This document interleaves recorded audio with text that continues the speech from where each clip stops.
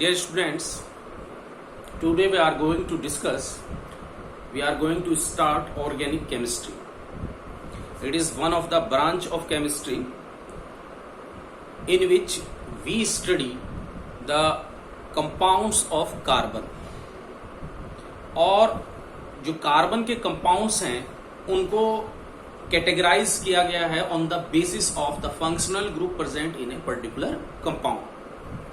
जैसे आपका हाइड्रोकार्बन्स, ऐसे कंपाउंड्स जिसमें आपके केवल कार्बन और हाइड्रोजन एटम ही होंगे। एल्काइल एंड एराइल हैलाइड्स, जिसमें कार्बन के साथ में हैलोजन एटम अटैच्ड हो। एल्कोहल्स, जिनमें कार्बन के साथ में OH ग्रुप अटैच्ड हो। ईथर्स, जिसमें ऑक्सीजन एटम दोनों तरफ सी ग्रुप से अटैच्ड हो, एल्काइल ग्रुप से अटैच्ड हो। फिनोल, जिसमें OH ग्रुप बेंजीन रिंग से अटैच्ड हो। एल्डिहाइड एंड कीटोन्स, ऐसे कंपाउंड्स जिनमें CHO ग्रुप होता है। एल्डिहाइड, जिनमें CO ग्रुप होता है, दोनों तरफ R ग्रुप, उसको हम बोलते हैं ketones. Carboxylic acids, COH group जिनमें होता है, एमीन्स, NH2 ग्रुप जिनमें होता है, या NHR ग्रुप जिनमें होता है, बायोमोलिक्यूल्स। यही हमारे चैप्टर्स के नाम हैं। हमारे सिलेबस में जितने भी चैप्टर्स हैं 11th में, 12th में, या नीट के लिए जो सिलेबस है, या फिर IIT JEE एडवांस्ड और मेंस के लिए, या कोई भी इंजीनियरिंग एंट्रेंस एग्जाम है, या फिर कोई मेडिकल एंट्रेंस एग्जाम है, तो उनका सिलेबस यही आपके कंपाउंड्स हैं, यही आपके चैप्टर्स हम पढ़ेंगे।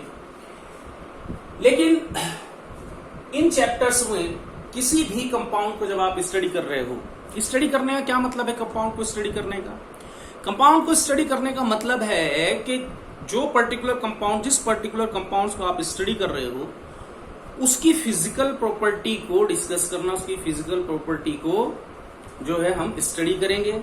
और केमिकल प्रॉपर्टीज, ऑर्गेनिक केमिस्ट्री में केमिकल प्रॉपर्टीज जो है वो वाइडली हम जो है, या हम कहें कि ज्यादा डीपली और इलेबरेट करके हम स्टडी करेंगे जो केमिकल प्रॉपर्टीज हैं। और फिजिकल प्रॉपर्टीज भी हम डिस्कस करते हैं। फिजिकल प्रॉपर्टीज जो है वो बहुत ज्यादा इंपॉर्टेंट नहीं है, लेकिन पढ़ेंगे उनको भी हम। जो केमिकल रिएक्शंस हैं, जो केमिकल प्रॉपर्टीज हैं, वो ज्यादा इंपॉर्टेंट है। और किसी भी कंपाउंड को मान लीजिए आप स्टडी कर रहे हैं, जैसे मैंने कहा किसी एल्कोहल को आप स्टडी कर रहे हैं, तो एल्कोहल, जो पर्टिकुलर एल्कोहल या कोई कंपाउंड या जनरल आपने फॉर्मूला लिया है कि ये एक जनरल एल्कोहल है, इनकी फिजिकल प्रॉपर्टीज क्या है? फिजिकल प्रॉपर्टीज का मतलब कि आपका बॉइलिंग पॉइंट क्या है नॉर्मल कंडीशंस में, आपका जो है इनका सोलिबिलिटी क्या है वाटर में या किसी और सोलवेंट में, है ना, या आपका जो है और ऐसे प्रॉपर्टीज, डाइपोल मोमेंट वगैरह क्या है ना, ये सब चीजें हम डिस्कस करते हैं। इनको हम बोलते हैं फिजिकल प्रॉपर्टीज। और केमिकल प्रॉपर्टीज में हम केमिकल रिएक्शन, मतलब एक केमिकल कंपाउंड का, एक कंपाउंड का दूसरे कंपाउंड में ट्रांसफॉर्मेशन कैसे होता है, ये डिस्कस करेंगे। आप पूरी ऑर्गेनिक केमिस्ट्री में कोई भी चैप्टर पढ़ रहे हैं, कोई भी कंपाउंड डिस्कस कर रहे हैं, केमिकल प्रॉपर्टीज जब हम डिस्कस कर रहे हैं, तो कुछ बेसिक कॉन्सेप्ट्स होते हैं जो हमें जरूरत होती है, जिनको समझने की स्टडी करने से पहले कुछ बेसिक चीजें हैं, कुछ बेसिक कॉन्सेप्ट्स हैं, उनको हमें समझना होगा। कोई भी चैप्टर आप स्टडी करें, इनमें से कोई भी कंपाउंड स्टडी करें, तो कुछ बेसिक कॉन्सेप्ट्स हैं जिनको हम बोलते हैं basic concept of organic chemistry, या एक चैप्टर और बना लेते हैं हम, जनरल ऑर्गेनिक केमिस्ट्री, GOC। तो पहला चैप्टर जो हम स्टार्ट करेंगे वो करेंगे GOC। GOC में हम क्या पढ़ेंगे? क्या वो आपके कॉन्सेप्ट्स हैं, बेसिक कॉन्सेप्ट जो ऑर्गेनिक केमिस्ट्री में, जिनको समझना ऑर्गेनिक केमिस्ट्री से को समझने के लिए जिनको पहले समझना बहुत जरूरी है, वो क्या कॉन्सेप्ट्स है वो हम पढ़ेंगे GOC में। मैं एक एग्जाम्पल लेकर आपको बताता हूं कि क्या क्या वो आपके टॉपिक्स हैं जो हम GOC में पढ़ेंगे, जो बेसिक कॉन्सेप्ट्स हमें चाहिए होते हैं किसी ऑर्गेनिक रिएक्शन को समझने के लिए। मान लीजिए आपके पास एक रिएक्शन है, CH2 इथीन को आप रिएक्ट करा रहे हो HBr के साथ, तो ये प्रोडक्ट बनता है इसमें। फिर मैंने एक और एग्जाम्पल लिया है, CH3 CH double bond CH2। जब इसमें आपने HBr का रिएक्शन कराया है प्रोपीन के साथ में, तो आपके 2 कंपाउंड्स मिलते हैं। एक मिलता है आपका 2 ब्रोमो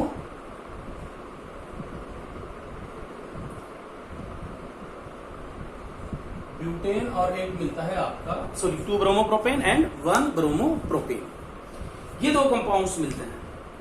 अब पहला क्वेश्चन ये आता है, आपके दिमाग में ये आएगा कि भाई इसमें एक कंपाउंड मिला है, इसमें 2 कंपाउंड क्यों मिल रहे हैं? जो प्रोडक्ट है 2 प्रोडक्ट्स क्यों बन रहे हैं? और अगर दोनों 2 प्रोडक्ट्स बन रहे हैं तो ज्यादा अमाउंट में कौन सा बनेगा, है ना? अब देखो, इस रिएक्शन में एक ही कंपाउंड बना है और इस रिएक्शन में 2 कंपाउंड बने हैं जब आपका HBr और प्रोपीन रिएक्ट कर रहे हैं। क्यों बने हैं ये 2 कंपाउंड्स? तो इसका जवाब हम कहेंगे, इसमें एक ही क्यों बना है, इसमें 2 क्यों बने हैं। देखो, रिएक्शन को समझना होगा पहले कैसे हो रही है। रिएक्शन ऐसे होती है कि CH2 डबल बॉन्ड CH2 यानी कि इथीन HBr के साथ में इंटरेक्ट करेगा और इस बॉन्ड को, जो कि पहले से ही पोलर बॉन्ड है, ऐसे ब्रेक कर देगा Br माइनस और H+। ऐसे समझिए, H+ और Br में डिसोसिएट हो जाएगा और H+ इनमें से किसी एक कार्बन के साथ में बॉन्ड फॉर्म कर देगा। देखो, 2 पॉसिबिलिटी है कि ये H+ इस C से बॉन्ड फॉर्म करे या इस C से बॉन्ड फॉर्म करे। बनना यही है इथाइल कार्बोकैटायन। इसको हम कार्बोकैटायन बोलते हैं, कार्बन पे पॉजिटिव चार्ज बनेगा इथाइल कार्बोकैटायन ही। अब इथाइल कार्बोकैटायन Br- के साथ में कंबाइन करेगा और बॉन्ड बना के Br इसका कार्बन के साथ में इथाइल ब्रोमाइड बना।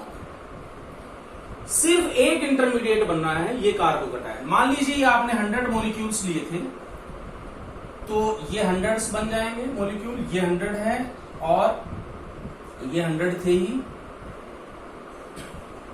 पूरा जो आपका रिएक्टेंट है वो इसमें कन्वर्ट हो जाएगा। अब अगर हम इसको देखें तो यहां पे 2 अलग अलग तरीके के कार्बन है। इसको हम बोलेंगे सेकेंडरी कार्बन, इसको हम बोलेंगे प्राइमरी कार्बन। जब आपने ये मान लीजिए 100 मॉलिक्यूल्स लिए थे, ये भी 100 मॉलिक्यूल्स लिए थे, ये 0 थे, ये 0 थे। होता क्या है कि इस रिएक्शन में 100 में से कुछ आपके जो है मॉलिक्यूल्स इसमें कन्वर्ट हो जाते हैं और कुछ मॉलिक्यूल्स इसमें कन्वर्ट हो जाते हैं। मतलब 2 प्रोडक्ट बन रहे हैं, कुछ आपका अमाउंट रिएक्टेंट की इस प्रोडक्ट में कन्वर्ट होगी और कुछ अमाउंट इसमें कन्वर्ट होगी।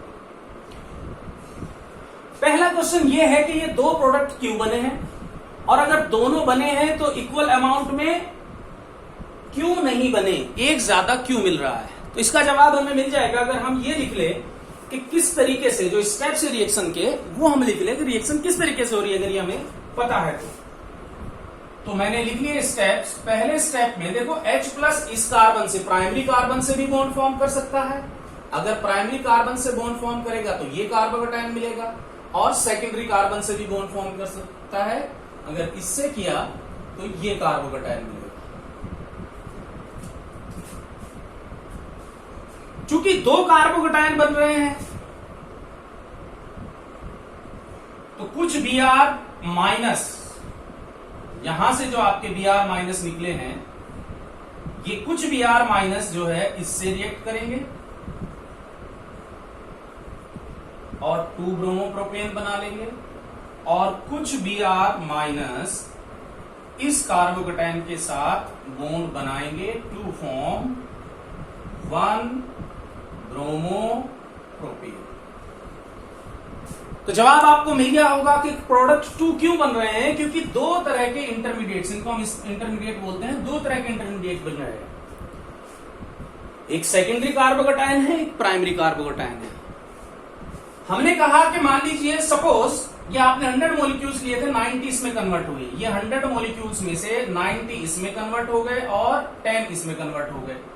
अब ये 90 जो आपके कैटायन है 90 Br माइनस से कंबाइन करके 90 ये बना लेंगे और ये 10 इन 10 Br माइनस से कंबाइन करके 10 मोलिक्यूल्स 1 ब्रोमो प्रोपेन बन जाएंगे। तो आपके दोनों क्वेश्चन कि दो ही क्यों बन रहे हैं और ये ज्यादा अमाउंट में क्यों बन रहा है, इसका जवाब इन स्टेप्स में है। क्योंकि इस रिएक्शन में दो इंटरमीडिएट बन रहे हैं, इसलिए Br माइनस दोनों के साथ में कंबाइन कर सकता है और दो प्रोडक्ट पॉसिबल हैं, 1 ब्रोमोप्रोपेन एंड 2 ब्रोमोप्रोपेन। और ये ज्यादा अमाउंट में क्यों बनना है, क्वेश्चन ये आता है। ज्यादा अमाउंट में ये इसलिए बनना है क्योंकि ये कार्बोकैटायन ज्यादा स्टेबल है। It is more stable, it is less stable.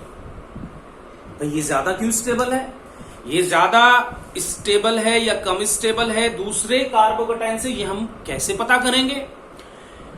तो इनकी रिलेटिव स्टेबिलिटी को चेक करने के लिए कुछ इलेक्ट्रॉनिक डिस्प्लेसमेंट इफेक्ट्स हैं, जैसे कि inductive effect, resonance effect and hyper conjugation effect. एक और फोर्थ इफेक्ट होता है इलेक्ट्रोमेरिक इफेक्ट, वो एक टेम्परेरी इफेक्ट है, लेकिन ये आपके तीनों इफेक्ट परमानेंट इफेक्ट है। तो इन इफेक्ट्स को हमें यूज करके, अप्लाई करके, पहले तो ये समझना होगा इफेक्ट्स होते क्या हैं और फिर उनको अप्लाई करके हमें पता चलेगा कि इनमें से कौन ज्यादा स्टेबल है, कौन कम स्टेबल है। अब मैंने मान लीजिए आपको कहा कि आपकी प्रोपीन की प्रॉपर्टीज हम डिस्कस करेंगे और प्रोपीन को आप डिफरेंट रिएजेंट्स के साथ रिएक्ट करा रहे हैं। अभी मैंने HBr के साथ कराया, फिर मैं Br2 के साथ रिएक्ट करा दूं या ओजोनोलाइसिस करा दूं और बहुत सारी रिएक्शंस है। तो हर एक रिएक्शन में पहले ये चेक करना पड़ेगा कार्बोकैटायन बन रहा है इंटरमीडिएट या कुछ और बन रहा है, इंटरमीडिएट क्या बन रहा है और एक बनना है या एक से ज्यादा बनना है। अगर एक से ज्यादा बन रहा है तो कौन सा ज्यादा स्टेबल है, तब हमें अमाउंट पता चलेगी। और ये सब आपके तभी हम कर सकते हैं, इसको समझ सकते हैं जब आपको ये स्टेप्स पता हो। स्टेप्स को अगर आप स्टडी कर रहे हैं, स्टेप वाइज स्टडी कर रहे हैं किसी रिएक्शन को, तो इसी को हम कहते हैं रिएक्शन मैकेनिज्म। यहां पे एक ही प्रोडक्ट मिलेगा क्योंकि एक ही कार्बोकैटायन पॉसिबल है, तो 100% इसी में कन्वर्ट होगा, है ना। एक इंटरमीडिएट मिल रहा है। तो जीओसी में हम यही सब चीजें डिस्कस करेंगे कि आपके क्या इंटरमीडिएट्स पॉसिबल हैं ऑर्गेनिक केमिस्ट्री में। जो इंटरमीडिएट्स बनते हैं, इंटरमीडिएट्स का मतलब है रिएक्टेंट प्रोडक्ट में कन्वर्ट हो रहा है। ज्यादातर ऑर्गेनिक रिएक्शन एक स्टेप में नहीं होती, मोर देन 1 स्टेप में होती है। तो एक ऐसी species formation, through formation of which a reactant get converted into product is called as intermediate. तो इंटरमीडिएट्स क्या बन रहे हैं, क्या कार्बोकैटायन ही बनेगा हर एक रिएक्शन में या और भी इंटरमीडिएट्स पॉसिबल है। तो वो इंटरमीडिएट्स क्या क्या हो सकते हैं। कार्बोकैटायन होते हैं, कार्बन आयन होते हैं, कार्बन फ्री रेडिकल होते हैं, कार्बीन, नाइट्रीन, बेंजाइन, ये सब इंटरमीडिएट्स हमें डिस्कस करने हैं। इंटरमीडिएट्स क्या है और कौन कौन से इंटरमीडिएट्स हैं। फिर इंटरमीडिएट्स अगर एक से ज्यादा जैसे इसमें बन गया, हमें उनकी स्टेबिलिटी चेक करने की जरूरत पड़ेगी। स्टेबिलिटी हम इलेक्ट्रॉनिक इफेक्ट्स यूज करके करेंगे। और इलेक्ट्रॉनिक इफेक्ट्स क्या है, पहले उनको समझना है और फिर कैसे यूज करेंगे ये पढ़ना है। और इलेक्ट्रॉनिक इफेक्ट्स का यूज एसिडिक और बेसिक स्ट्रेंथ, जो आपके ऑर्गेनिक एसिड्स होते हैं या ऑर्गेनिक बेसिस होते हैं, उनकी एसिडिक या बेसिक स्ट्रेंथ को कंपेयर करने के लिए भी हम करते हैं, वो भी इनका एप्लीकेशन है। फिर अगर मैं आपसे कहूं कि ये जो आपकी रिएक्शन है, इस रिएक्शन में 2 रिएजेंट्स हैं, इस रिएक्शन में 2 रिएजेंट्स है, 2 रिएक्टेंट्स हैं। इन रिएक्टेंट्स में से भी एक रिएक्टेंट को, इसको हम बोलते हैं substrate, which is being attacked. और जो अटैक करता है या तो खुद रिएजेंट है या रिएजेंट प्रोवाइडर है, उसको हम बोलते हैं रिएजेंट। रिएक्टेंट ही है दोनों। आपने एल्कीन को एल्काइल हैलाइड में कन्वर्ट किया है with the help of this reactant, और जिसकी हेल्प से आप कर रहे हैं, आप समझ लीजिए वो रिएजेंट है, जिसको कर रहे हैं वो रिएक्टेंट है। तो जो सबस्ट्रेट है। तो जो रिएक्टेंट है उनको भी हम कैटेगराइज कर सकते हैं रिएजेंट में और सबस्ट्रेट में। तो रिएजेंट क्या हमेशा HBr ही होगा या रिएजेंट क्या एक ही टाइप का होता है। रिएक्शन कैसे इनिशिएट होती है, जो आपका इनिशिएट करता है, जो स्पीसीज सबस्ट्रेट को अटैक करती है, रिएक्शन को स्टार्ट करती है, वो उसको हम रिएजेंट बोलते हैं। तो क्या रिएजेंट हमेशा H+ ही होगा? नहीं, और भी रिएजेंट्स पॉसिबल हैं। तो वो रिएजेंट्स क्या होते हैं ये भी हम डिस्कस करेंगे। और अगर आप और देखो ध्यान से इस रिएक्शन को, तो इस पूरी रिएक्शन में हुआ क्या है, एक ये पाई बॉन्ड ब्रेक हुआ है कार्बन कार्बन, एक HBr बॉन्ड ब्रेक हुआ है, एक CBr बॉन्ड बना है आपका, और एक CH बॉन्ड बना है। यही तो हुए रिएक्शन। एक CBr बॉन्ड बना है, एक CH बॉन्ड बना है, एक HBr बॉन्ड ब्रेक हुआ है, और एक आपका CC पाई बॉन्ड ब्रेक हुआ है ना। तो अगर मैं ये कहूं कि जो ऑर्गेनिक रिएक्शंस हैं वो कुछ नहीं, बेसिकली ऑर्गेनिक रिएक्शंस है breaking of some bonds and formation of some another bonds, breaking of covalent bonds and formation of some another covalent bonds. अगर मैं ये कहूं तो ये बिल्कुल सही है। ओवरऑल रिएक्शन क्या है कि कुछ बॉन्ड्स ब्रेक होने हैं और कुछ बॉन्ड्स बनने हैं। तो अगर मैं ये कहूं एक लाइन में कि ऑर्गेनिक केमिस्ट्री कुछ नहीं है, basically organic chemistry is study of covalent bond, covalent bond, ये है आपका organic chemistry, study of covalent bond. तो जीओसी में हमें क्या पढ़ना है, रिएजेंट्स क्या क्या हो सकते हैं, उनको कैरेक्टरिस्टिक क्या क्या हो सकती हैं, जो इंटरमीडिएट्स हैं वो क्या क्या बन सकते हैं, उनकी रिलेटिव स्टेबिलिटी कैसे मेजर करते हैं, इलेक्ट्रॉनिक इफेक्ट्स, उनका एप्लीकेशंस, और सबसे important bond breaking. Bond form होता है कोई भी covalent bond by equal sharing of electron, लेकिन जब वो ब्रेक होता है तो दो तरीके से ब्रेक हो सकता है। कैसे?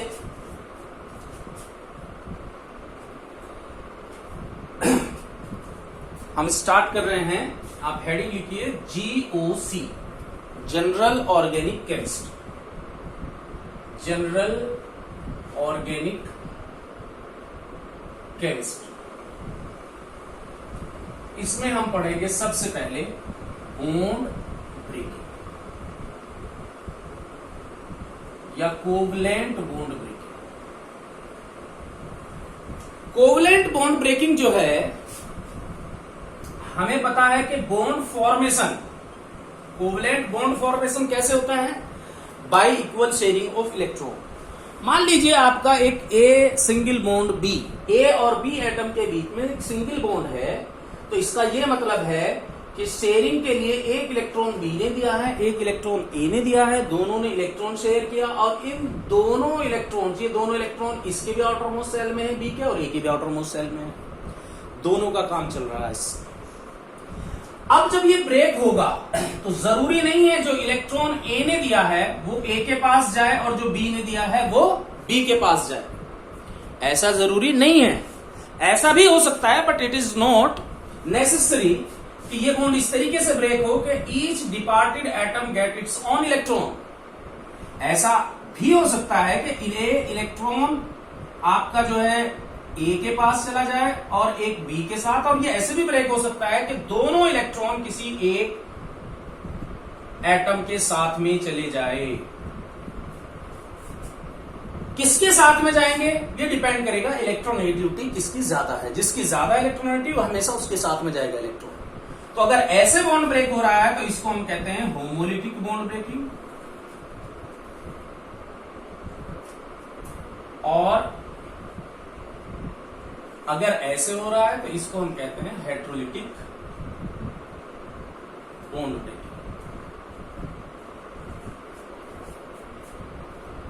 Homolytic and heterolytic bond breaking. मान लीजिए आपके पास एक बॉन्ड है Cl बॉन्ड,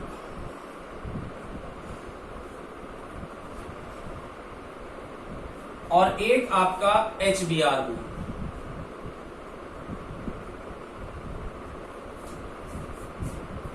अगर Cl बॉन्ड है जो कि एक नॉन पोलर बॉन्ड है, तो हम क्या एक्सपेक्ट करेंगे कि जो बॉन्ड ब्रेकिंग होगी वो होमोलिटिक होगी। क्यों? क्योंकि दोनों की इलेक्ट्रॉननेगेटिविटी डिफरेंस 0 है। यानी कि दोनों उतने ही ताकतवर है। इस इलेक्ट्रॉन पेयर को दोनों इक्वल फोर्स से अपनी तरफ अट्रैक्ट कर रहे हैं, तो होमोलिटिक बॉन्ड ब्रेकिंग होनी चाहिए यहाँ पे। लेकिन यहाँ मुझे समझ में आ रहा है Br is more electronegative than H, तो जब बॉन्ड ब्रेक होगा जो इलेक्ट्रॉन है वो इलेक्ट्रॉन पेयर Br एटम के साथ जाएगा, Br माइनस बनेगा, है ना। ये एक्सपेक्टेड ऐसे ही है कि ये हेटेरोलिटिक होना चाहिए, हमारा एक्सपेक्टेशन ये है, और ये होमोलिटिक होना चाहिए। तो क्या हर एक पोलर बॉन्ड, या मैं HBr को लूं, क्या HBr हमेशा हेटेरोलिटिकली ब्रेक होगा, होमोलिटिकली नहीं हो सकता? और क्या ClCl बॉन्ड हमेशा होमोलिटिकली ही ब्रेक होगा, हेटेरोलिटिकली नहीं हो सकता? क्वेश्चन ये आता है कि अगर पोलरिटी नॉन पोलर है आपका बॉन्ड, क्या नॉन पोलर बॉन्ड हमेशा होमोलिटिकली ही ब्रेक होगा? नहीं, नॉन पोलर बॉन्ड भी हेटेरोलिटिकली ब्रेक हो सकता है। अगर आप इसको वाटर के प्रेजेंस में ब्रेकिंग कराओगे तो ये हेटेरोलिटिकली ब्रेक हो जाएगा। और जो आपका पोलर बॉन्ड है, HBr बॉन्ड है, ये OH फ्री रेडिकल की प्रेजेंस में ऐसे ब्रेक हो सकता है। सॉरी, ऐसे आपका ब्रेक हो सकता है, H फ्री रेडिकल और Br फ्री रेडिकल बन जाए। देखो ऐसे समझिए आप कि कोवलेंट बॉन्ड का मतलब है बिजनेस इन 50-50% प्रॉफिट और लॉस, 50-50% का बिजनेस है। मान लीजिए एक पर्सन ए है, एक पर्सन बी है, दोनों को का इंटरेस्ट कॉमन है, वो कोई एक बिजनेस करना चाहते हैं, लेकिन उस बिजनेस को स्टार्ट करने के लिए 10 लाख रुपीज चाहिए सपोज, पर ए के पास सिर्फ 5 लाख रुपीज है, बी के पास भी 5 लाख रुपीज है। ये दोनों आपस में मिले, ए ने कहा यार मैं ये बिजनेस स्टार्ट करना चाहता हूं लेकिन मेरे पास 10 लाख है नहीं, 5 लाख रुपीज हैं। दूसरे ने बोला मैं भी करना चाहता हूं और 5 लाख मेरे पास भी है। तो ये क्या करेंगे, ये दोनों करेंगे यार चलो दोनों 50-50% शेयर कर लेते हैं, इन्वेस्ट कर लेते हैं, और जो प्रॉफिट लॉस होगा वो भी 50-50% होगा। दोनों ने अपनी एक कंडीशन जो है तय कर ली और उसके अकॉर्डिंग इन्होंने अपना बिजनेस स्टार्ट कर दिया। बिल्कुल वैसे ही आपका फॉर्मेशन ऑफ कोवलेंट बॉन्ड है कि इक्वल शेयरिंग से बनता है, जितने इलेक्ट्रॉन ये देगा उतने ही ये देगा, बॉन्ड बन जाएगा। डबल बॉन्ड बनेगा 2-2 इलेक्ट्रॉन, ट्रिपल बॉन्ड बनेगा 3-3 इलेक्ट्रॉन, सिंगल बॉन्ड बनेगा 1-1 इलेक्ट्रॉन, 50-50% की शेयरिंग। लेकिन जब दोनों पर्सन ए और बी ने अपना बिजनेस तो स्टार्ट कर लिया, बिजनेस रन कर गया, प्रॉफिटेबल है, कुछ दिन तक, कुछ सालों तक प्रॉफिट होता रहा, फिर उनमें क्या होने लगा, आपस में थोड़े लड़ाई झगड़े होने लगे, एक दोनों की ट्यूनिंग बिगड़ गई। किसी एक को लगने लगा भाई सारा काम तो मैं ही करता हूँ, दूसरा तो कुछ करता है नहीं, मेरी वजह से ही चल रहा है बिजनेस। फाइनली जब उनमें लड़ाई झगड़े होने लगे, उन्होंने कहा भाई देखो अब काम नहीं चलता, अब हम अलग अलग हो जाते हैं। जब वो एक दूसरे से अलग होते हैं तो क्या ये जरूरी है जो 5 लाख रुपीज एक ने और 5 लाख रुपीज दूसरे ने इन्वेस्ट किए थे कि वो जो एसेट उस टाइम है, मान लिया